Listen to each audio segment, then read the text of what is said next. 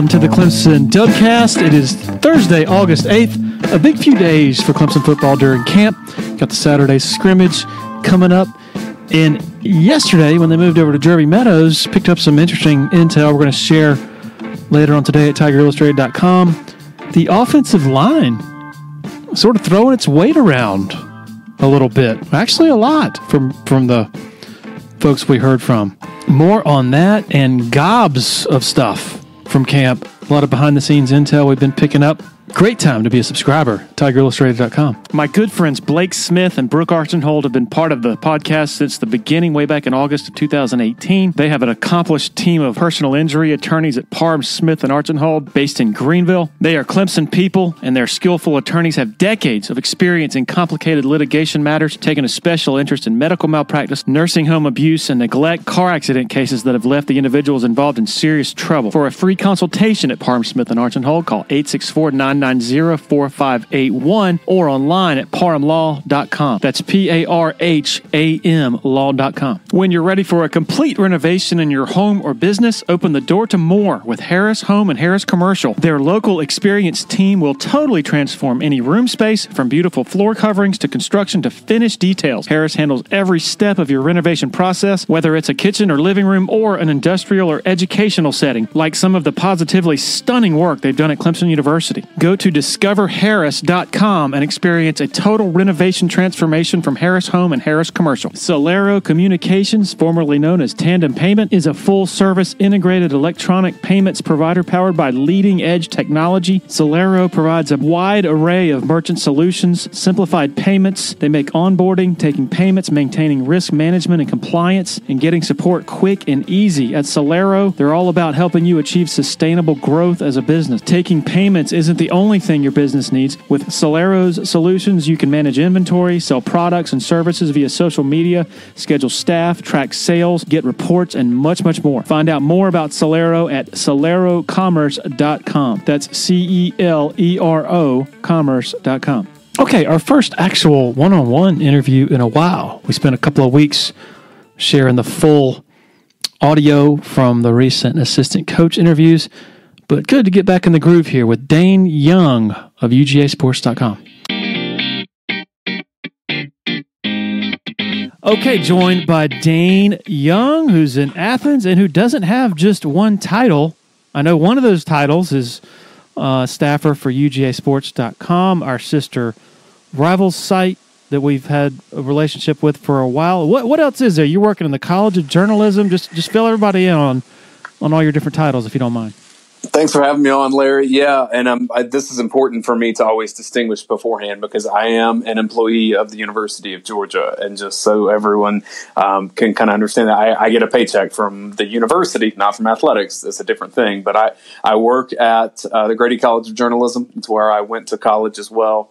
And so I'm the program coordinator for the Carmichael Sports Media Institute that trains the next generation of sports media professionals. The other half of my job at the college is program coordinator for the New Media Institute, which is more app development, web development, user experience, user design, more of the future of technology. So that's the day job there. I work with UGAsports.com and have done that since 2018, I believe. And I still work with an old PR agency for some sports-related clients as well. Jeff Rancourt has a podcast about youth sports that I do some work on. I'll be at the Tour Championship at Eastlake for some communication stuff. So Jim Donnan, who I work with a lot with UGA Sports, says I have my coins and a lot of fountains. He's pretty good with the one-liners. I was just watching y'all's podcast with him. I guess it was Wednesday? It was Wednesday this week. Usually it's Tuesday at noon, but we had media availability with Travaris Robinson and Glenn Schumann, which at Georgia you get to talk to them once, maybe twice a year if it's some postseason play that they allow them. I'm going to be going off on tangents here because there's so much just in this little brief intro that is sort of bringing a lot of things to mind. But when I heard Travaris Robinson opened his press conference by saying, "Hey, everybody, I really looking forward to developing relationships with y'all." Blah blah blah blah blah. Given that he only appeared, all those assistants only appear once a year. I think I heard somebody laughing Or was that somebody maybe coughing or something? But I know I laughed when I heard him say that. Well, I mean, Glenn Schumann started his with saying, it's good to be here for my annual appearance. He was smiling when he said it too, right? Yeah. It was very cheeky, but that's just the way Kirby Smart does things. It very much reflects what he saw with Nick Saban. I mean, you didn't see Kirby Smart out there in public much when he was working in Alabama. So that's a deeply held belief. This week they'll also have Todd Hartley and Mike Bobo get out there. But, I always think it's good for the assistant coaches to speak with media because it really primes them for their careers. Like Dale McGee's doing a ton of that with Georgia State now. So it's not like he ever shied away from media, but that's just Kirby's policy. It really feels out of place or disjointed now, particularly in the era of NIL, player empowerment, and all that. They're maximizing their brands, and they're out in front of the media a lot, sort of, like I said, cultivating their brand. Especially here, we get a lot of players. I don't think y'all really get as many, but it's kind of incongruent because you have the college kids who are out there a lot, have a much higher profile than they've ever had, but then you still have these head coaches who are, I think this is fair, they're paranoid about just about everything, micromanaging, and it's less media access to the real professionals, I guess you could say, who, like you said, it's important, or I think it's important, it always has been, for them to go through the trial and error of, oh boy, I probably shouldn't have said this or that at last week's press conference, and I'm going to learn from that as I try to advance myself. Yeah, I think there's a lot of that. And, I've been somewhat critical of Kirby's lack of media availability, though I will say, if you ask Kirby Smart a question that is well thought out and you're just looking for insight from his perspective, he usually gives answers and treats that seriously. I covered Gene Chizik at Auburn, and Gene would talk for a long time but never say anything, which is always frustrating to me. So you'd walk away after 40 minutes and not have really anything that was captivating. And I think Kirby Smart does a better job of that. But look, my breaking into this happened during the Mark Richt era, and Richt was just much more open with letting assistants talk and having a variety of players. I'm curious how some of this does change in future when these players will essentially set up their own media availabilities through their NIL opportunities, because if we get to talk to them about football and storylines and get to know them, we'll go to those places to talk to them. We don't always have to go to what the school sets up. Well, we have to pay them. I mean, yeah, that's potential in that too. But being on the PR side of things, and I think that's what makes me decent at my day job, they like getting the earned media, rather than paid media. They like getting in there with the right personalities. And so, I think that world will evolve and shift, but some of it's going to be about social media follows, sure. But look, if you want to talk Clemson Tigers, I think you go to places like what you all do. You hooked me up with Mickey Plyler a couple of years ago, and I've gone on every Wednesday since then. Like, that has a loyal audience that matters. That part's not going away. Getting back to the coach availability stuff, here at Clemson, Dabo has cut down on it. It's still probably more than most as far as the access goes. So it used to be, just to give you an idea, the routine was, as far as assistants went, for most of Dabo's tenure, it was you get everybody like once a year, maybe twice if they're in the playoff, in which case it's mandatory for them to do that because the playoff is sort of sets that forth. Otherwise, you get coordinators, offensive and defensive coordinators, after games, and then also usually once a week during the season. Exactly a year ago, Dabo cut down on that to once in August for the coordinators, and then 4 times during the season, I believe, for each. So still a pretty dramatic cut, given that we used to get them immediately after every game. And my argument is every press conference now is on YouTube, and the public or the fans or whatever they're way more involved in that process than they used to be. You know, the previous format was reporter goes to press conference. It's not broadcast to the world, and then reporter chooses what to, you know, write or not write from that press conference, whereas now everything is out there. Everybody sees it. So I would argue, and I'm biased, admittedly, in favor of media access, I would argue that you owe your fans and supporters a more sort of accountability or answers than before, just given that everything is out there on that stage now from a press conference perspective. That's interesting because when they're standing at the podium, the one that everyone gets, yes, that gets put on, you know, instantly by however many outlets are there. You know, here there's probably 5 sites that have that same video of Kirby Smart or Carson Beck on the site within 10 minutes on YouTube, right?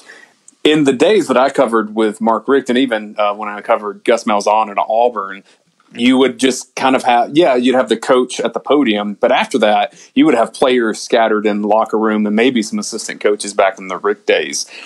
That, if you were trying to have it where it is more the responsibility of the reporter to go get something that they wouldn't otherwise have, then you can almost hide people more that way by having more options. Because I remember feeling like my head was spinning, trying to look around and say, where do I need to go? Because I know I have 15 minutes and I have 8 choices here.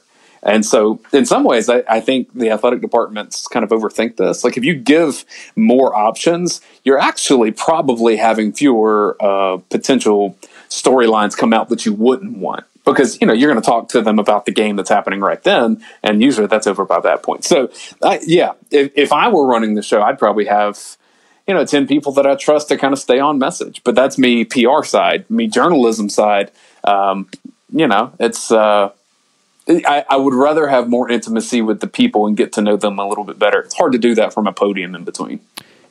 As we go more toward an NFL model in college football, my hope is that that is also reflected in how they handle media access in terms of it's not up to the head coach of a particular team. There's a uniform policy with whatever this super conference or whatever you want to call it, this separation that is going to occur. There's some sort of governing body, maybe similar to the college football playoff, which is the governing body of media access with whoever's in the playoff. I just don't like that that it's up to each coach, because each coach is like the king of his campus, right? And he makes all the decisions. That just doesn't feel right to me, given where we're headed and given the profile and given that the players have much more of a profile than they've ever had. If we're reimagining this for future, and I'm frankly surprised that someone hasn't done this before, because any coach that you talk to will say, I don't like to do all the administrative stuff. I don't like to be the public face of it. I mean, some do, I guess, but most of them say that at the core, they want to coach football and coach players. I'm really surprised we haven't had someone assign someone on their staff or hire a media almost like, in politics, you see this a lot where there's a White House press secretary that speaks on behalf of the president. I'm surprised college football hasn't tried to institute that model where there's someone speaking on behalf of Steve Sarkisian for Texas so he doesn't have to do it as much. Maybe it's a control thing, but the fact that no one has ever even tried something like that, it surprises me a little bit. All right. Dayne, there's a current topic that is being debated on our message board, and it's about Kirby Smart. And somebody linked an article from Golf Digest that had the audio, I guess the leaked audio from one of Kirby's, I think, was it the national championship game, TCU? I don't know. But it's basically, we're going to effing kick their asses, and they're not blank and bleepity blink blank and a lot of profanity. And the debate is, and in fact, the title of the thread is, does this sound like someone you would want your son to play for? And I guess we can get into a lot of stuff about Kirby and sort of how he's perceived there versus on the outside. But my first answer is to that particular question is, this is football. This is a violent game, a brutal game, and cussing in a locker room, not that out of the ordinary, so that doesn't bother me. But it's turned into a debate about Kirby's graduation rates, about the off-the-field arrests and such, about RaRa Thomas, the circumstances behind him being kicked off the team, and we're getting into the question of character. And I'm just wondering, what do you think is fair as far as an assessment of Kirby and his program? Is it fair to say, yeah, they're kind of loose with some of that stuff, and yeah, it's fair to criticize the graduation rates and the arrests and all that, and it maybe does perhaps speak to some, I don't want to say shady character, but maybe questions about character? Or do you just stay away from that altogether because you're going down a slippery slope if you're judging character, whether good or bad, of any of our public figures these days? I'm going to take this in the order that you presented sorry, it. Sorry, that was long-winded. Yeah, no, that's fine. The cussing piece of it, that's going to be up to anyone's personal sensibilities. And if that's something that if you were a parent and you didn't want your kid to be berated, then just understand that's what happens at a Georgia practice. That's not exclusive to Georgia. I would say most any football practice I've been to, that happens. Not every coach does it that way. People think Mark Richt never cussed. He did. It was rare. It definitely wasn't in the same way, but when you're coaching football, that's just some of the territory that goes with it. And there are things that Kirby says within the locker room that he doesn't say outside of it. But if you're just walking around Stegman Coliseum near the practice fields, you can tend to hear Kirby Smart on his microphone at practice. And he says a lot of the same stuff.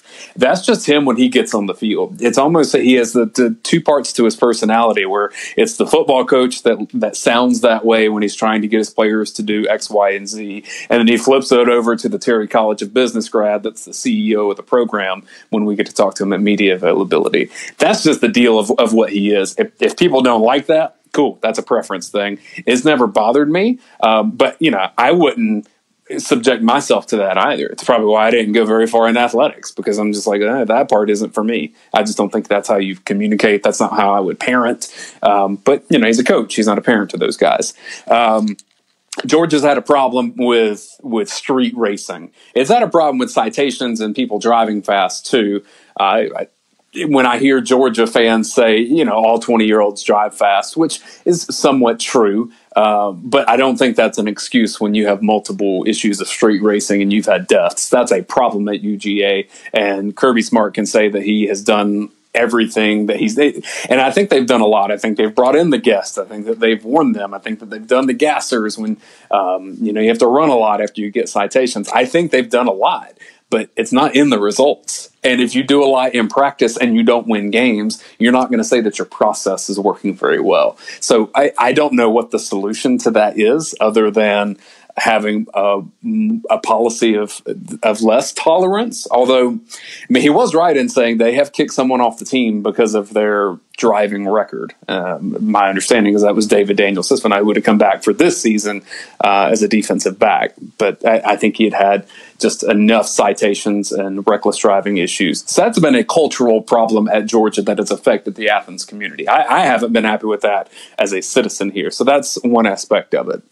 When it comes to violence, hitting a woman, or in the case of RaRa Thomas, where a child is even present, that's been a pretty no-tolerance policy, which I think Kirby Smart's done well. If you remember, Jeremiah Holloman got kicked off the team, and he was one of the best receivers at the time. Not that that matters, because that was kind of a domestic violence situation.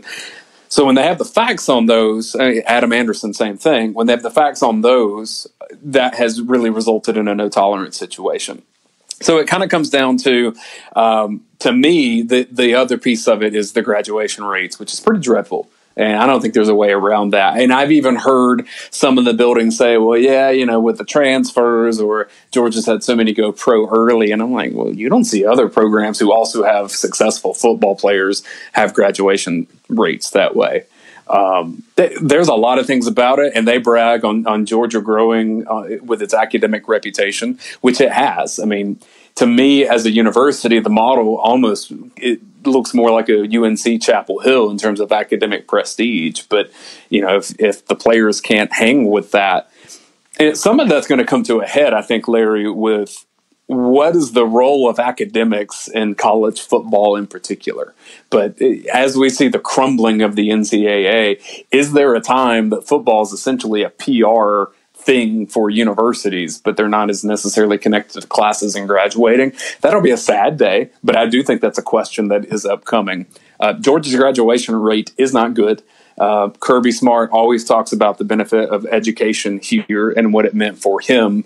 So that's something that they have to improve on, to me. That and then the street racing. Those two things must improve for some of what Georgia has built to not crumble, because those matter. And national championships matter too. I'm not saying they don't, but it gets hollow if you're not really having people that accomplish other things in their lives. Which Georgia has plenty of that too. So this is not as one-sided. This is always somewhere in the middle, I feel like. Did RaRa, didn't he have a previous offense when he was at Georgia? Something similar? Yeah, when he came to Georgia, he was arrested for it and the charge later dropped. It was one of those stories that was reported, and then the person that reported the story on him later recanted that story, and that was enough for Georgia to back off it up at that point. As far as the details beyond that, what caused the person to recant, I'm not sure. At minimum, RaRa Thomas can definitely say that the people he keeps in his circle are not people that have helped him. We've seen instances, the conventional sort of, I guess, arrangement, I don't want to say arrangement, but relationship on campus between a campus and the town police is usually, I would say, fairly cozy. The relationship between Georgia's athletics and Athens's city police department has seemed like the opposite. And I'm not sticking up for Georgia at all here. Honestly, I think it's good that if you have a police department that doesn't look the other way on stuff. Boots on the ground, and you've been there for a while, how would you assess just how that works and maybe some reasons behind it? Is it because of a police chief? And police chiefs change over the years, so I'm just curious. I'm just fascinated at how that has evolved and why it is what it is in terms of, the disclosure of offenses it just doesn't seem like they're treating the players any differently from anybody else, which again I think is refreshing. But just curious, just to hear about it from you, because it is kind of odd. Yeah, this is one of those where the goal is for players to not get preferential treatment, but we know how this works. We know that people in athletics get phone calls before other people get phone calls. Now, that may not result in a change of action, but at least it's a heads up of, hey, you're going to have to deal with this. One of the things, especially with the amount of driving offenses, Clark County, in terms of land size, not population, but land size, is the smallest county in the state of Georgia. And so, I don't live in Clark County. I live in Oconee County, which is right next door, and I still have a 20-minute commute to campus. So many of these driving offenses, a lot of them have happened in Athens, Clark County. But a lot of them happen outside of the county. We're dealing with a whole different jurisdiction here. So multiple that I can remember in the last 3 years have happened in Barrow County, which is Winder next door. So if you're going toward Atlanta, that's going to be the first county that you encounter that way. That's Highway 316, which now has a lot of overpasses. It feels like an interstate, where one time it felt like farmland. And so you can go a little bit faster there, and State Patrol makes sure that you don't. And anyone that lives there kind of knows the game with that. But if you're new to Athens, you may not know that quite as well. And I think players have had issues with that. This is not confined to Athens getting these guys for speeding. This has been Barrow County. It's been Oconee County. It's been some that go home to Florida or wherever it may be, some in Atlanta, south of Atlanta. I think it's that players have just been driving so fast. And if you're a cop that's doing your job, you have to stop that because it's dangerous. And so, are there players that have gotten warnings or gotten off with things? There are some that are probably citations that could have been a super speeder. That I'm sure that it's happened a couple of times where you say, how did you not know not to do this after the wreck that took one of your teammates' lives? Which one point of that is, half the team now probably wasn't even here for that, between transfer portal and coming in. Like, so the roster of that turns over so quickly. There's going to be so many of the players now that didn't even know Devin Willock. So they wouldn't have that connection to even that time and place. All to say, I'd like that the police in Athens seem to be doing its job. Like, if it feels like there's a lot of information out there, it's because we have, we have media that reports it, UGAsports.com, all of these arrests that turn out to be, something that would impact either community or playing time. Like, we're reporting on those things. We're not trying to do hyperbole on them. Larry, you followed this, and you're an old school newspaper guy. This gets very emotional very quickly when you're talking about fans, fandom, and the players that do things they shouldn't be doing. Because there's a lot of us that are parents in this community too, but there are some that only care about playing time and how do you get the player to play. And that's a really tough line to draw there. I think Athens Clarke County Police have done a good job. How much blowback do you get when you report on that stuff? And is, I guess, the average fan, hard to get a composite of that because there's so many opinions out there. But sure, is the average? Would you say, like, just the average fan, is he or she nothing to see here? Is it, gosh, this is an embarrassment, this has to get corrected? Is it somewhere in the middle? The two camps usually end up being, this has to change, that's a problem.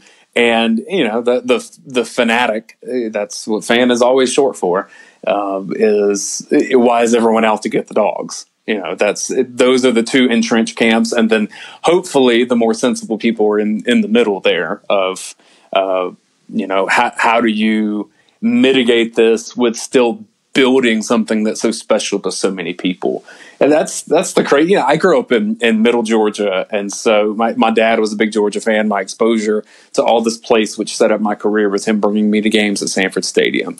Culturally, it means a lot to me and where I'm from, and really not even just Georgia. Like I've learned over the years, it's not Georgia in particular. It's just the connection of what that G means to the state of Georgia, just like what that paw print means to the state of South Carolina. And when that gets tarnished, and you see the bad sides of it. I'm not going to talk politics with you, but you see this happening with what the American flag represents to certain people and what it means to other people. Sometimes those things have such emotional, deep ties for whatever, because we all have different experiences with it, that people can come away with a variety of opinions and get hurt by things. But man, ultimately, like, if someone makes a dumb decision and to put someone else at risk and is dangerous, you got to take care of that. And frankly, fandom be damned to me at that point, because like, we're all people, and I don't want someone in my family to be in a car wreck because someone else was driving in a way that they shouldn't be doing. The last time we talked on an interview basis was 3 years ago, and a lot has changed since then. Georgia won back-to-back. Just the whole structure of the sport. Yeah, that too. But even just relative to Clemson and Georgia. Clemson was supposedly at the top of the heap or close to it then. Georgia was trying to get there. I got to ask, I know what it was like for me when Clemson broke through and won it all in 2016 in Tampa. And, as somebody, you have to have some distance there, of course. So, it's not like you're in general, like a fan, but I know it affected me profoundly. At 3 a.m. when I'm taking the media bus back to the hotel, it's like, holy crap, did I really just get to witness that? What was it like for you? And you're different because like you said, you grew up a Georgia fan. How did you handle that in Indianapolis? I'm assuming you went, maybe you didn't, but what was that like for you? I did not go, and I'll tell you why. So we started doing a watch-along show on our YouTube channel with Jim Donnan. So during games, this was before the Manning cast even became a thing. And they kind of have done it with bigger resources, but we've been doing this with Georgia games. The first game we did it was 2019. It was a loss to South Carolina. The last time Georgia lost at home. You'll remember Jake Fromm threw 3 interceptions, and I believe it was Israel Mukwamu intercepted all 3 of them. And Georgia lost that football game. And that was the first time that we had done a watch-along show on our YouTube channel, and we've done it ever since then. So my perspective was very unique in the sense that when Jim Donnan comes on our shows, he is very unabashed that he is a Georgia supporter, and the only reason he does this is because Kirby Smart was his player, and he wants Kirby Smart to succeed. I love that he is upfront about that. That is a personal relationship, and we tell people all the time that that's the case. Now, me and Roddy, different things. Like, I was taught when you come through journalism school, your fandom dies the second that you start covering a game, and you need to be impartial and tell stories no matter the way it happened. And I can tell you, 2012 SEC championship game was when that really, really set in for me, because when Georgia loses with 4 seconds left, and that was a team that would have won the national championship against Notre Dame, but Alabama, tips the ball. I think it was Chris Conley caught it. It was intended for Malcolm Mitchell. Chris Conley catches it, and you watch the clock fall to 0. I was standing in the back of that end zone. My fandom died that night because I realized I am not doing a good job here because I was emotionally invested in a way that I did not realize. So from that point on, the highs of following Georgia aren't as high for me as someone that has never worked in this. And I fully admit that. And I tell my friends all the time, there's a lot of fun things about being involved in the energy of this. I don't care if they win or lose. I really don't. And that has been, I don't think I could do any of my jobs well anymore if I cared about the result of who wins and loses. I care about stories. I care about what it means and culturally and all those things.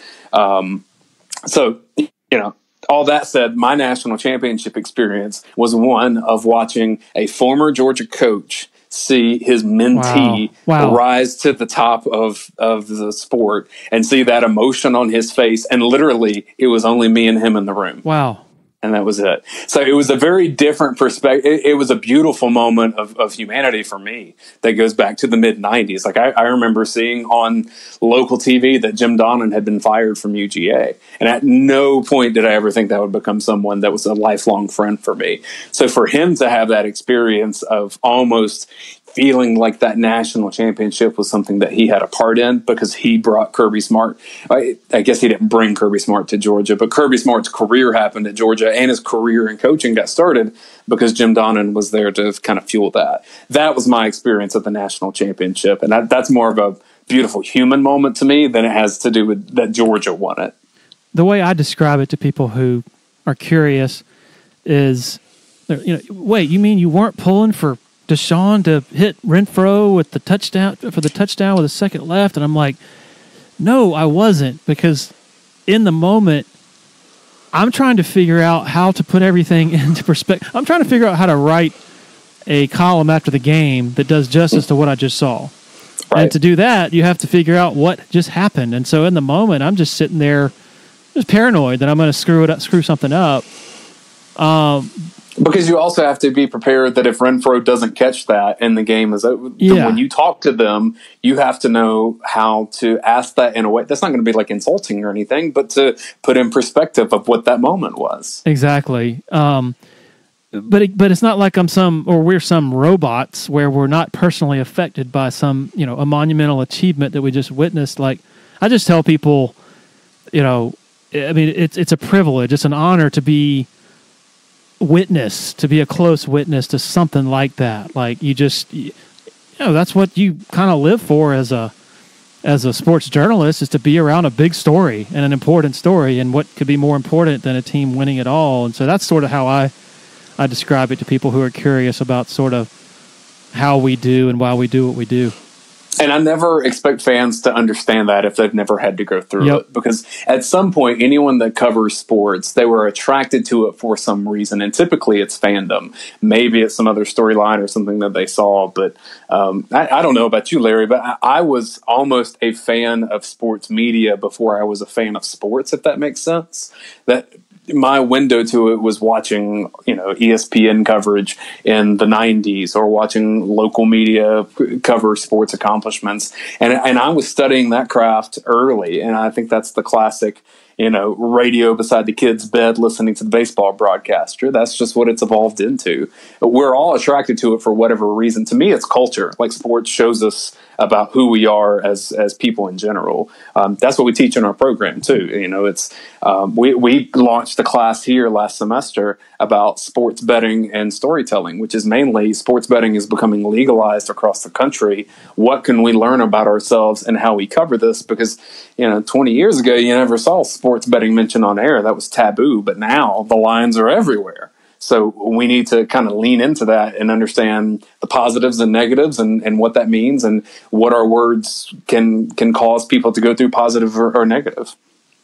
I'll never forget, I was a student at South Carolina. I believe it was 97, maybe 95. I think Robert Edwards ran wild. Was that 97 is when they beat Florida, and Robert Edwards was running wild then. Well, I think he ran wild against South Carolina. Maybe both years, I don't know. But I was there in Athens. I wasn't there in a media capacity. And like you said, I'm looking up at the press box and going, oh, is that where they sit? And wow, it's had this sort of magic about it. And then like in the last 10 minutes of the game, I'm not looking at what's going on in the field. I'm looking at the sports writers who are standing on the sideline, who have come down from the press box, who are, standing on the sideline preparing to go do their interviews. That was really what, sort of the romanticism or whatever, the magic for me was gravitating toward that. And I want to do that, which sounds kind of dorky, but that's just the way it is for some of us. To me, it reflects like an athlete that sees someone else have a move. If you're a basketball player, you're studying other people's moves to see how you can incorporate it into your game. I think if you're successful at sports media and you evolve as quickly as this industry has evolved, you're always studying what other people are doing and wondering, is that something that I can do? How can I innovate that to be something that our audience would like from this? I'm fascinated to hear what you are teaching in journalism school. Because I know when I was coming up ages ago, it was, okay, you either go into PR, you go into TV, radio broadcasting, or you go into print. And during my senior year, they were teaching us how to do an internet search on Netscape. And so the latter was just so much more defined, or the latters, plural, were so much more defined then of a career path that you chose. And now when I have interns at Clemson who don't have the benefit of going through such a great journalism school that you guys have, they ask me for advice. Quite often, I'm like, I don't know what to tell you. Because I just, a lot of it I can't relate to because a lot of those ladders have just sort of been obliterated. What is the path that you folks advise them to take? Like, how do you make a living at this? I mean, what's your answer? Convergence is really the word that most people go to, that you have to have a variety of skills and it changes a little bit. So we still have our traditional departments so journalism is separate from public relations and advertising, and we have entertainment and media studies, which is more of the traditional film and television development, which the state of Georgia has gotten really strong in because of some tax breaks for professional filmmakers. All to say, the Carmichael Sports Media Institute that I work for, one of the greatest things that it did was when the director, Vicki Michaelis, helped begin it, we titled it the Sports Media Institute rather than sports journalism, because we've seen a lot of the jobs that are created in this are actually on team side. And so some of that, you still want those people to have the journalism background of how to treat people, how to write about people, how to tell stories. But maybe you're doing it working for that team and getting the paycheck. The director of communications for the Miami Dolphins is a graduate from our program, and she learned most of what she knows from us, but mainly from working under Claude Felton at Georgia, legendary sports information director. So the fact that we are able to have these different job paths, because so much of it has been digital media, and then social media has been a big one too, of how do you get that following? And I tell students all the time, I was like, you're going to get hired because you have a skill that your boss either does not have or does not want to learn. And so they're going to hire you to do that thing for them so they can focus on something else. And so the first, because I just finished my master's last year, so the first class that I'm likely to teach is going to be in social and digital media. And that's where I think that class probably meets twice in a classroom for the semester, but otherwise their job for the semester is to operate and entirely run high school teams' social media accounts. All the graphics that you see, videos that are created, that whole process, that's their job for that semester. And we tell them, is like, you don't just go to home games that are close. If they're playing an hour away, guess what? If you work for the Clemson Tigers and they're playing Boston College, you're going up to Boston. That's just the way that the job works. So we treat it like a real job in that sense. Some of the more basic classes are, more traditional journalism style. Let's write some stories. Let's create a video. Let's do a podcast. podcasts, those kinds of things. But yeah, I'm excited about the path of social and digital media. So when I tell you all the different jobs I have on the front end of this that range from journalism to PR to content creator, I try to just reflect that to students. If you have the skill set, you'll get a job. That is, what a great idea, the high school sort of adopting a team as sort of like a practicum kind of thing. I love that. It's fun. They've done really good work with it. I'm proud of how that's grown, and I've been a part of it for 2 years, but I think I'll take more of a chief part of it beginning in the spring. The biggest problem, well, one of the biggest problems, I guess, in media right now, the monetization models.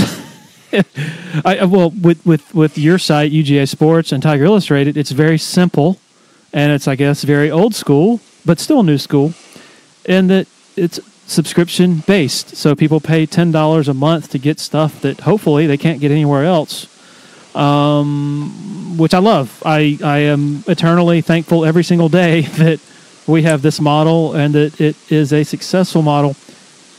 But man, you look out there at the rest of the sort of galaxy or ecosystem or whatever word you want to use, and it's just to me, maybe I'm being cynical, but it's just a wasteland largely because of the clickbait type stuff. Yeah. And that's not new. Clickbait is not new, but the YouTube stuff now, like with the realignment story, which is a huge story, I can't tell you how many times people will send me something saying, hey, what do you think about this guy who says that Clemson's not going to the SEC? Or what do you think about this guy who says Clemson's going to the Big Ten?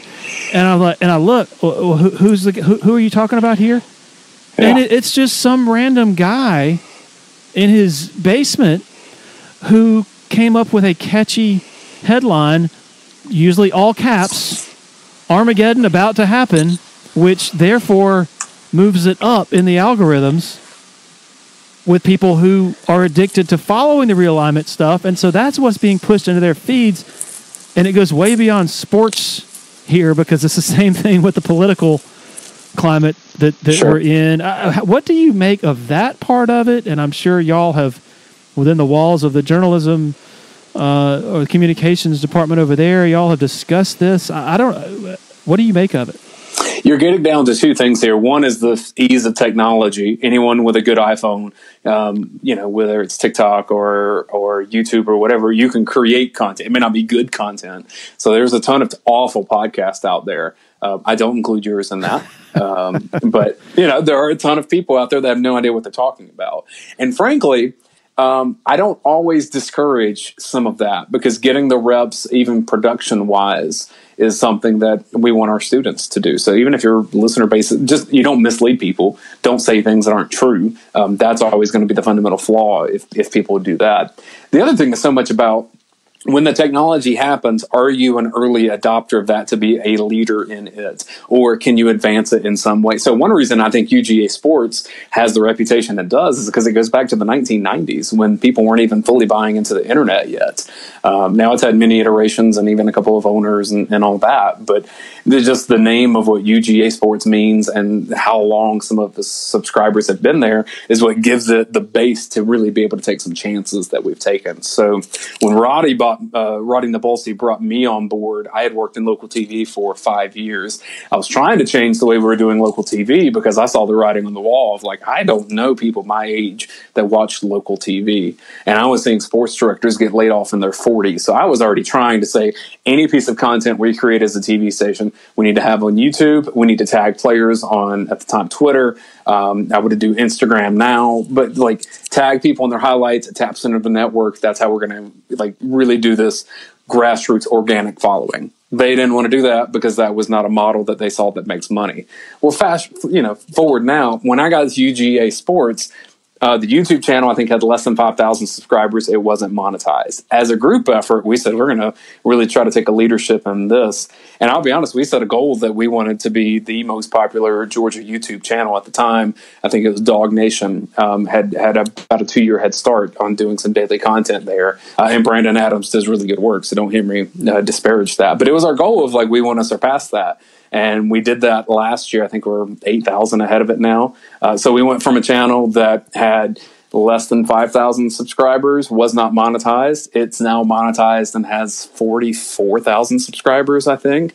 That's a metric that I can say we've done some good work as a team to get to that point and created a revenue stream of monetization that did not exist. The problem with that is you can't always rely on it, because if YouTube decides to change some algorithms about monetization, you're just at the wills of what they want to do. So you have very little control over that. But what I tell people is that's an example of how to create a revenue stream that did not exist by offering something that UGA Sports once did not offer. That principle will remain the same going into the future. What does that look like? I'm not exactly sure. I know from some of the research I did in my graduate program, I'm bullish on YouTube because 2-year-olds watch YouTube and 92-year-olds watch YouTube. Everything else seems to be very segmented by age, because I'm even slightly outside, too old for the bracket that has really been sucked into TikTok. But there's a lot of money to be made in TikTok if you've done it well. I would struggle with it because I just don't understand it quite as well, which is why I tell students, innovate there if you can. So, yeah, I look for demographics of how do you get most people in the tent. For me, that's been YouTube. What's that going to be next? I don't know. But the principle of how do you migrate to that is the very same thing of how you migrated from traditional newspapers to writing for Tiger Illustrated. Well, how do you migrate to that, to these new forms of communication while still maintaining the appeal of what people pay $10 a month for, right? I mean, that's going to be the quality of your information. Yeah. And so, you have a career. You cannot cut shortcuts in meeting the right people and getting to know them and getting them to trust you. That only happens with time. And there are people at UGA that have way better sources than I have and have had them for longer. But I also look at it the other way of how hard it would be to break into UGA now, and how many people that I know that I've built over the last 15 years that would take time to do. So I would have a head start if I was still nose to the ground trying to break news, which I don't try to do a whole lot. I'm honest with people. I'm more of a content creator these days, Larry. I try to tell jokes on Twitter. I'm inspired by comedy more than I am breaking news. That's what I'm interested in, and I'm fortunate that my daily paycheck is not required on the amount of stories that I break. As things come to me, as I hear things, as I ask questions, I'll report them, but I'm grateful that's not my primary thing that I do. Yeah, it's a tough line to walk and there's no right or wrong answer. I think it depends on each site's situation. But with us, we have 3 people. We have a publisher, we have a guy who covers recruiting extremely well, Paul Screlo, and you have me who covers the team stuff. And so if you have somebody who, say, for example, subscribes to our website for Paul's recruiting information, then it wouldn't make much sense to have a daily YouTube visit with Paul for 30 minutes or an hour where he shares everything he thinks about the current recruiting situation with insight and analysis, or with me giving my innermost thoughts on the football program, when you're basically encouraging somebody to say, oh, why am I? Sure. Well, I'm going to go ahead and not subscribe anymore because I can get this for free. So it's kind of complicated. There are ways that you could, like, if you went the video route there, you could have some member-only links or hidden links, and just ask those people when you're watching to subscribe to the channel, and then that helps you kind of beat the algorithm in some ways to access people that you wouldn't otherwise have. But to do that, then you also have to publish things that would be available for wide consumption. That's always a hard situation to figure out. We have insider information that we only want on our board, and we try not to discuss on our YouTube channel because that's the value add of being a member of UGAsports.com. But at the same time, we want to bring more people into that tent, and because of the work we've done on YouTube, we think maybe they'll find our site because of our YouTube channel. And that's a marketing piece for us. Upstate Foodies. Want to take a moment to talk to you about our favorite taco spot, Willie Taco. 5 locations across the upstate. This award-winning team has been serving up fresh taco fusion for a solid decade now. The chefs at Willie Taco utilize the freshest, most creative, and sometimes unexpected ingredients in their kitchens. Come see why Southern Living, Garden and Gun, and Food and Wine Magazine are raving about Willie Taco and their signature offerings, such as their Southern Tide, crispy avocado, Nashville hot chicken tacos, literally flavors you will not find anywhere else, folks. And don't forget about the cocktails. Super fresh margaritas, ice cold cerveza, and over 80 tequilas served up daily from behind the bar. So don't wait, folks. Your Willie Taco Familia is ready to serve you up their twist on funky, fresh fusion. It's the Willie way. Want to share a quick word about Founders Federal Credit Union? If you've been to a sporting event in Clemson, you've probably heard about Founders already. They are the official credit union partner of the Clemson Tigers. In addition to that, all Clemson faculty, staff, and students are eligible for membership as well as IPTAY members. Its office is located beside the Walmart Neighborhood Market on Old Greenville Highway in Clemson. For more information, go to foundersfcu.com. Another loyal supporter of the Dubcast is Blackacre Law Firm in Greenville, a subsidiary of Parham Smith & Archambault. Blackacre helps South Carolina residents achieve their dreams of home ownership by providing experienced professional representation for real estate closings. Attention to detail is crucial in real estate law. Blackacre is committed to making sure nothing gets by them preparing residential or commercial closings. Blackacre also offers estate planning services for their clients in the Greenville area. Find out more about Blackacre at 864-326-3507. All right. I asked you about a lot of the negative stuff surrounding Kirby. It's only fair for me to then ask you, what is the perception of Dabo, who is not the most universally liked man or coach in the world these days, based on a lot of the stuff he says and how he's perceived? What is your take on him just from the outside looking in, and has your sort of view of him changed maybe over the last 3, 4, 5 years? I'll give you my personal take, but then I'll acknowledge what I believe Georgia fans think of Dabo, which is slightly different. I like Dabo Swinney. He did an interview with us leading up to that 2021 game, took time to talk to me and Jim Donnan, and I was really grateful for that. That's something that he didn't have to do. I've always found him to be very cordial, very kind. I think his heart is always in the right place. I think he's a little goofy sometimes, and he's had enough sound bites that get out there that just don't really fit with the nature of the rest of college football. But, you know, that's a preference thing. If you're a Clemson fan and you see some of those little goofy moments, that may be super endearing, but I also understand you see those things and you're turned off by it. Just like, you know, you asked me about Kirby Smart and his pregame speeches. That's a rallying cry for Georgia fans to say, look how much he cares. But if you're someone else, you're saying, look how he's degrading these people. And that all comes down to where you stand on the fan spectrum. And so I understand the dynamics of that. So I think Dabo Swinney, one, I love his story so much. It very much resembles what we got to cover with Stetson Bennett here, of his ascension to, you know, nothing. No one wanted him around the football program for a while, kind of forgotten. And Dabo ends up being the one that brings 2 national championships to Clemson. Like, that's what a wonderful story for where he came from and what he represents. And so I also understand that's the genesis of a lot of his beliefs, of his lived experience, that doesn't necessarily reflect what the athletes he's recruiting necessarily go through. Maybe the walk-ons, and maybe that's why the Renfro story hits so well. I think Georgia fans would tell you that Dabo Swinney is easy to laugh at because of some of those sound bites, or the fact that he is he's so much different from the Saban, Kirby, that whole tree of, we're not going to have public moments that can be like ridiculed because they were silly. Like, I think Dabo has no problem looking silly or jovial or any of those things. I don't think he cares about that. And I really think the main thing he cares about is, what does his family, what does his team, what does his community think of him, and the rest of it, who cares? Not all coaches are that way. And you've covered enough to know that they, as much as they say that they shut out the outside noise, oh man, they take it in and get offended by it. Some of the most thin-skinned people I've ever been around have been football coaches, because they want to know what's said about them. So yeah, that's the spectrum for me. Super respect Dabo. Personally, I like him. I think he's done a great job. I think he's helped a lot of people. I love what he's done for the community up there. And frankly, look, when you have the success that Clemson had for that stretch, like, you're going to have a villain aspect to it. And if the only thing you can say about Dabo is he was a little bit goofy sometimes, then what a career. I am not convinced that the book has been written or the judgment has been rendered totally on his model of culture, of sort of the slow cook method.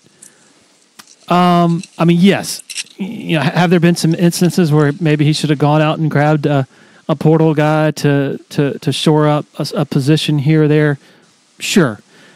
But the more I hear other coaches talk, the more I hear them talking about what a mess this is, and there's players transferring left and right, and there's no consistency, and this and that. And I even heard Kirby Smart, I guess it was at SEC Media Days perhaps, where somebody was talking about Carson Beck. He stayed the course, right? He stuck around a lot like Stetson Bennett did. And the question was, is there anything you can basically do to assure that the rest of the team has the same thing? And he's like, well, no, I wish I could have a chip that I could insert, into every player to make them, more prone to sticking around. He said, but really he crystallized, I think, what Dabo's belief is, and that is the more successful players are the ones who stick around and develop within your program.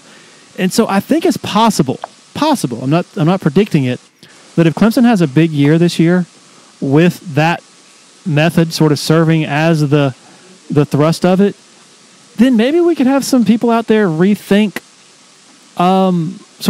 their opinions on it, not just other coaches, but just the general populace. Is that a little too grandiose for you, just that hypothetical? It's not at all. There's usually a recoil to when there's a culture change of a sport like this, of what it eventually turns into. If there's enough money around, I think that may supersede some of it. So how do you convince your players to stay when they have more money going elsewhere?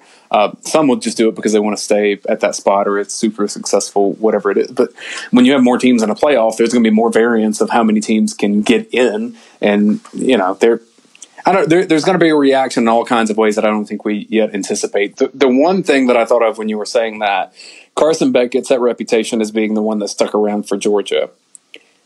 I had multiple sources telling me that he was out the door multiple times, Florida State in particular, at one point in the time that he was waiting. This was not I'm very happy to sit back and wait my turn situation. It rarely is. That's how it gets romanticized after the fact. That's how it gets remembered, when he has a good Georgia career and is a first-round draft. It's going to be remembered that way. The love affair was not always there during that time. And so I don't care what anyone says. Like, it's transactional in that way. If Carson Beck thought that his career would have benefited by transferring and him playing sooner than he did, that's what would have happened. Carson Beck wasn't ready for that. Carson Beck had his chance to start at Georgia when Stetson Bennett got the job. Stetson Bennett got the job because Beck was terrible in practice against UAB. And it took time for that to develop. He stuck around at Georgia. You give him credit for that. You can play the result that way. It's never as much of a love affair as people think. And that's a part. Dabo knows that. He's been around college football enough. He's had enough Clemson guys transfer in other places. It's losses reveal that, and it always seems like everything's going well when you're winning. And the second you have a couple losses, you kind of see some things that are slightly disgruntled. For Clemson to be as united as it is with expectations that were unmet the last couple of seasons, I think is a testament to what Dabo has built there. I know the coaching and coordinating. Brandon Streeter's on this side here, and Matt Luke's at Clemson for this game. Would you have thought that would have been the case in 21 when they played? All of it changes. I like the fact that here's what I know, Larry. I know in a sport that is driven by money, I know that Dabo Swinney cares about Clemson and that community. I know Kirby Smart cares about Athens and this community. That's the baseline I'm going to start at. And to me, that's really, really good and healthy for a sport that's really searching for an identity. Here's the quote Kirby gave. As you go recruit a kid, staying power is really important now, because I don't think there's a huge difference in the players we recruit. It's a difference when they stay in your program. So the retention is really critical, because we think the process we go through of the off-field training, the on-field training, the weight room training, the football training is going to pay off in the years they've been there. Carson is a great example of that. All those years of practice and third down and pressure periods and blitz pickups paid off when he got to start. I wish we could kind of inject a chip and say that every kid had that response, but we know that's not going to be the case. It feels like, I guess the lesson here is even coaches who take advantage of the portal are learning too in this early sort of stages of the portal, and that seemed to be, correct me if I'm wrong, sort of a more refined, learned maybe view of it from Kirby. Am I reading too much into that? I think it's also, you can play the result in this way of everyone talks and raves about the portal because it's kind of like the recruiting season, but you get it every, year, every half year. And there's so much plundering into other people's rosters. For Georgia to have the name recognition and reputation it does, I really can't tell you transfers that have come into Georgia and made a massive impact. Mm-hmm. That's happened in some places around the country, Michael Penix being chief among them, right? And I can come up with a ton of examples. Who's the best Georgia transfer to come in this era? I think of Maurice Smith at first because it helped change the culture when he came from Alabama, and Kirby fought at that time when Nick Saban resisted to get him to Georgia. But Maurice Smith did not have some great, fantastic football career. In terms of value, you'd probably say it's Darion Kendrick, just because he was the starter on a national championship team at a crucial position.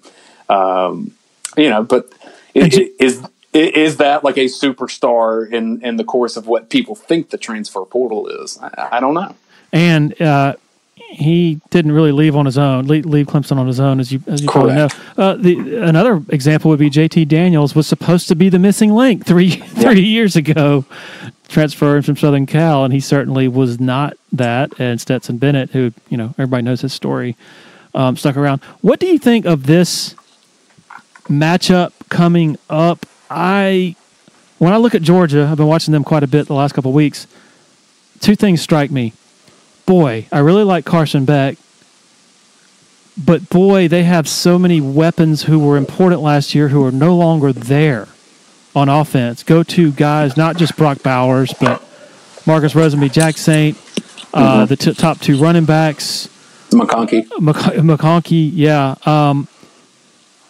Also, the interior defensive line. I remember watching the Peach Bowl, the 2000 Peach Bowl, as I was preparing for the game in Charlotte and going, oh, my God. Like, this is going to be – these dudes are incredible.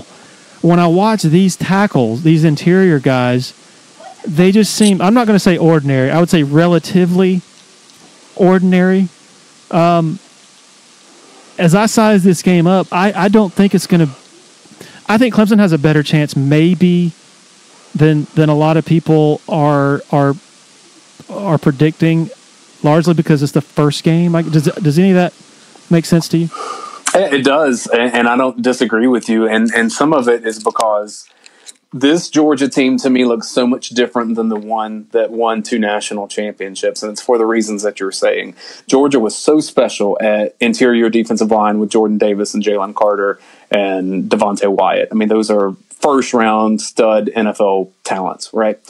Georgia has not replaced that with similar super stud first round talent. They've replaced it with good players. They've regressed to the mean is all that. Find me a team in college football that can for multiple years have, I mean, the fact that they had Davis and Carter back to back is the wild thing. The wild thing is not that after that they didn't have something as good as, and maybe Bear Alexander had that talent, but he didn't have it in his brain. And that's one reason it didn't work out for Georgia. And you saw him struggle last year at USC. Physically, I think he had everything he needed to, but it just didn't work out. And he transferred away. And so that was the strength of those teams. Tight end has been a strength for Georgia for multiple years. With Brock Bowers gets all the headlines, and he should. He is a college football legend at this point, especially in Athens. Darnell Washington was a unicorn. When you have someone the size of LeBron James that can catch passes and be an extra left tackle at the same time, there's no way you replace that. No one in the country has that. Georgia had never had that before. So I look at it and I say the strengths of this team are not defensive line like it was during the national championship. It's not top-end, tight-end talent as it was in the national championship.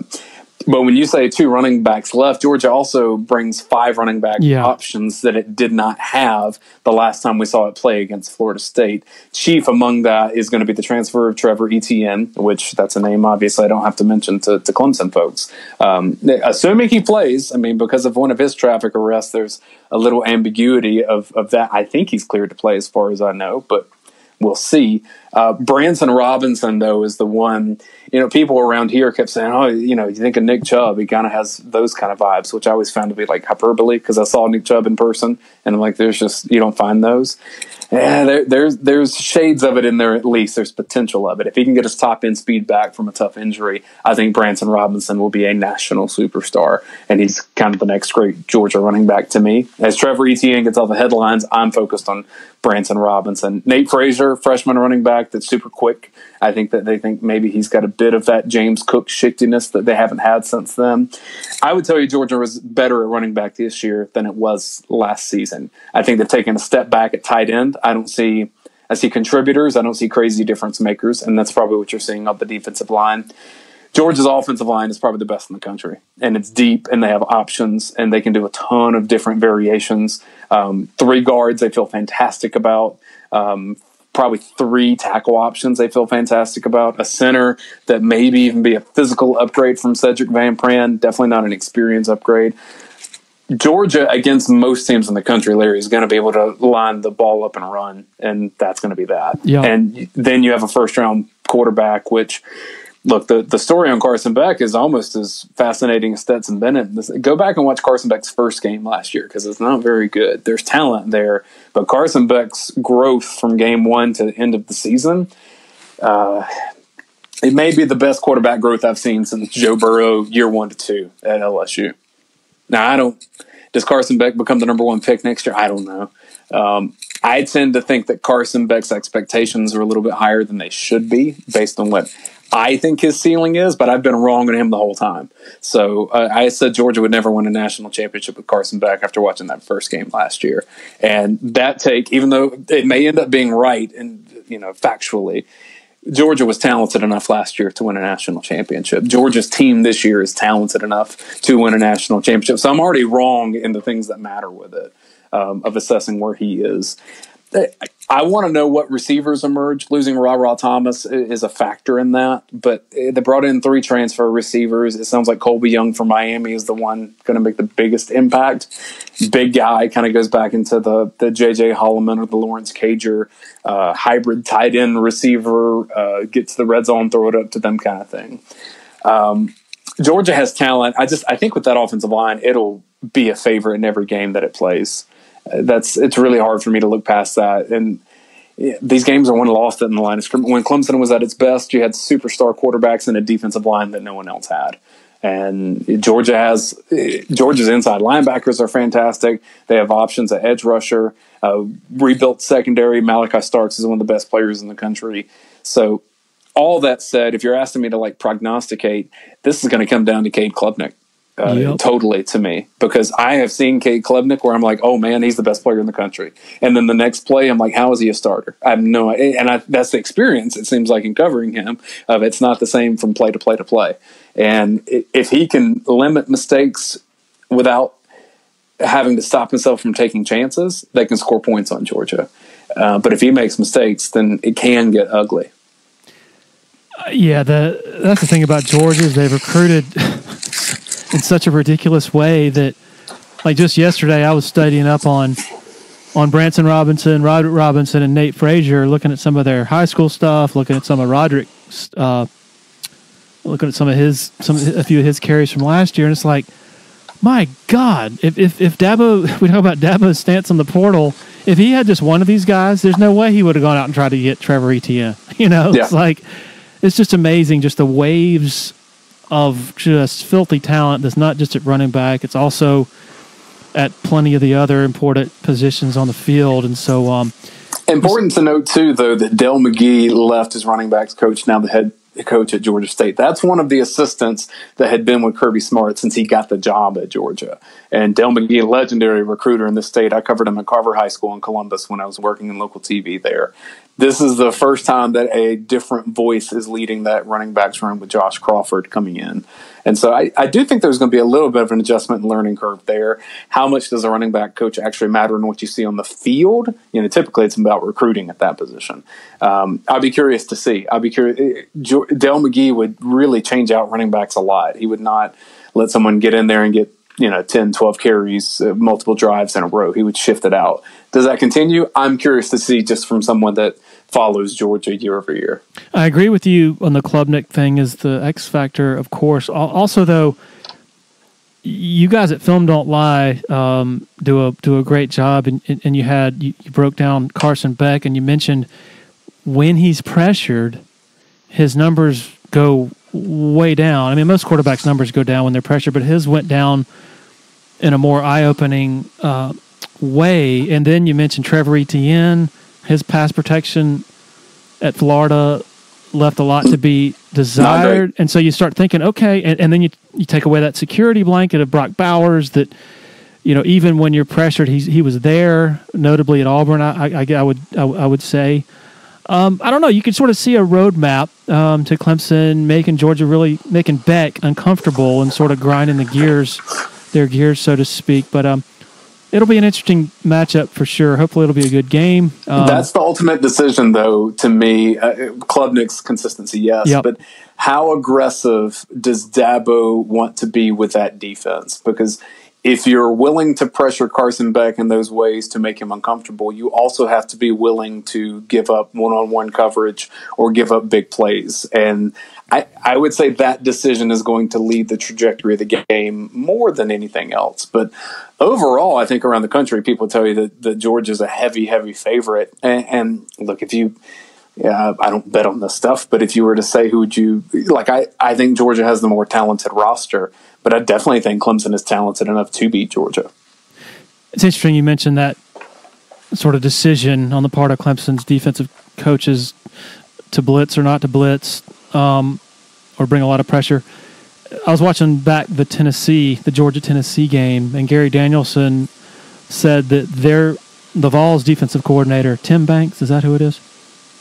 I believe that's right. That going into the game, he just was not confident enough in his DBs to cover Georgia man-to-man. He was not confident enough to bring pressure. And Carson Beck still just carved them up in Knoxville. So it's definitely a lot of risk-reward there. Anything we haven't covered, Dane? Any questions you have about Clemson? This has been fun.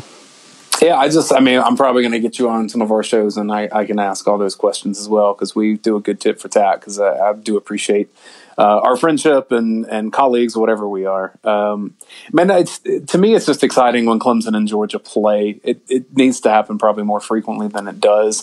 I wish that this was either in Clemson or in Athens. I don't really care for the neutral site games, so Charlotte didn't do much for me. Atlanta, whatever. College is more fun when it's in the stadium there. And the only time I've been to a game at Clemson, it was the one 2013. Mm-hmm. And Georgia went up there. I'm looking at the credential on my wall right now, in fact. I didn't use the press box meal. Oh, man, I must have stayed down on field level that whole time. You starved. Because I should take that and see if it's still valid 11 years later. I'm looking at it right now. But what was that? Was that, I think Georgia got roasted in that game. No, that was 38-35. Was that 38-35? Yep. Okay.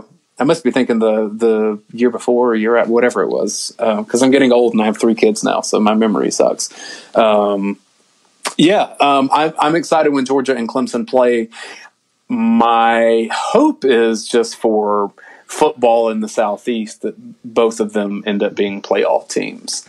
My suspicion is that it would be very difficult. If Georgia didn't make the playoff, it's going to be a very loud offseason here with the talent on its roster. My suspicion is that Clemson, Florida State will end up somehow being for a playoff spot, whether that's a regular season or whether that's a postseason. I'm not exactly sure. I guess if they both get to ACC championship, right, then I don't remember how the championships work. In the SEC, there's no divisions or anything like that. Same with ACC. And that's ACC. I was making sure I wasn't sounding stupid on not being quite as up to date. You would think that most teams in SEC or ACC, if they make it to the conference championships, are going to be in the playoff. So maybe it's just that Clemson, Florida State sets up which one's going to be in the ACC championship. I don't know. I think it's good when Clemson is there. I think Clemson has such a the loudest stadium I've ever been to was Auburn, Jordan-Hare Stadium. And there's so many of the connections between Clemson and Auburn. And people at Auburn say Clemson is just Auburn with a lake, and both Tigers, both orange and all that. But those towns and fan bases being so passionate about, I just think that's the essence of college football. And with everything getting so corporate, I never want that to go away. So for that sense, I like when Clemson is successful. What's the fan breakdown in the bins on August 31st? 70-30, Georgia? That's probably pretty healthy for what it would be. There are a lot of Clemson fans, and it's close, but I don't know, man. It's expensive to be fans of these teams. So I'm curious to see where fans allocate their funds for this year. I'll tell you that Sunday I'll be at the Tour Championship at Eastlake because that's the same weekend in Atlanta. So a lot of championship golf and football happening there all together. What's the breakdown when Georgia and Alabama play in the bins? About 50-50? Close to 50-50. Yeah, I would actually think Georgia would probably, if let's say they played in the SEC Championship there this year, I would think a little juice is left after the Saban era. I could be wrong in that, but look, there are 5 active national coaches that have won national championships. There's 5 of those, right? 3 coaches covering 5 national championships, and 1 was before the playoff era with Mac Brown. Other than that, those 4 national championships will be represented when Kirby Smart and Dabo Swinney shake hands. So this is the changing of the guard, and Kirby and Dabo are leading the way from here. I stole a nugget from, I think it was y'all's message board, and put it on mine. The last active head coach to beat Kirby Smart was, and I think I'm already forgetting it. It was in, I'm going to have to find it. Can you bear with me? Yeah. I'm trying to think of it myself because I'll let you guess while I'm finding it. So lost to Muschamp in 19. So we have to go back before that as well. So Saban had his few. Oh, this is a good one. I'll let you keep guessing. Okay. Oh, man. Is it someone that's still at that same school? That'd be a no. Yeah, I figured that was the case. It's not like McElwain, is it? Nope. Okay. McElwain never beat Georgia, did he? Oh, you're right. Georgia had some weird losses early in the Kirby team. So you're going back to this has got to be 2016. Nope. It's got to be the first. Nope. Who am I missing here, Larry? Go ahead and give it to me. Are you thinking just regular season? Don't make that mistake. Oh, so this is bowl game. Lost to Texas. So is it Herman? That's it. FAU. Yeah, FAU. I forgot where he was these days. That's wild. I want to say, the first year that Kirby was at Georgia, lost to Vanderbilt on a Zach Cunningham amazing play. And that was James Franklin. In Athens, right? Yeah, it was in Athens. If you remember, they should have lost to Nichols in Athens that I don't remember. Yeah, had a horrible game against Nichols. They were Nichols State, and then I think they dropped it to just Nichols. And they had this defensive tackle that was on Last Chance U from one of the Mississippi junior colleges. And Georgia was horrible. It reminded everyone of how Nick Saban lost to Louisiana Monroe early in his Alabama tenure. So Georgia escaped somehow. So entering 17 was the common sentiment boy, I don't know about this Kirby guy. I think he had recruited well enough that they felt pretty good about the trajectory. That first year was a little bit tough, but they beat North Carolina in that first game and had some good warm and fuzzies. They weren't overly competitive, but it didn't take long. By the time you got to Notre Dame in 17, where Jake Fromm is throwing that ball to Terry Godwin that he catches with his fingertips in the corner of the end zone. When Jake Fromm started winning a ton of games and got Georgia's, you get to a championship in your second year. Do you remember that clip from the offseason where someone, maybe it was last year, where Hugh Freeze was talking about they're kind of on schedule and someone reminded him that Kirby Smart got to a national championship in his second year and he could not believe it. And he said, I don't think you're all right. He was questioning the reporter. It's no, that's a fact, man. Yes, that was hilarious. I think I use that from time to time just to get befuddled Hugh Freeze of how did that happen? Dayne Young, man, you're a treasure. Really, I know a lot of people in this area enjoy your weekly appearances with Mickey Plyler, and this has been great, man, and look forward to continued communications with you. Appreciate you, Larry. Thanks for having me. What a fun guy, and what a great conversation in so many different ways. Appreciate Dayne sharing his time with us. Also, thanks to our sponsors for helping make this happen for so long. Going on 6 years doing this podcast. Hard to believe we started it back in August of 2018. So thanks to everybody out there who's made this a part of your routine. Got some great guests lined up over the next few weeks, so certainly stay tuned. Cheers.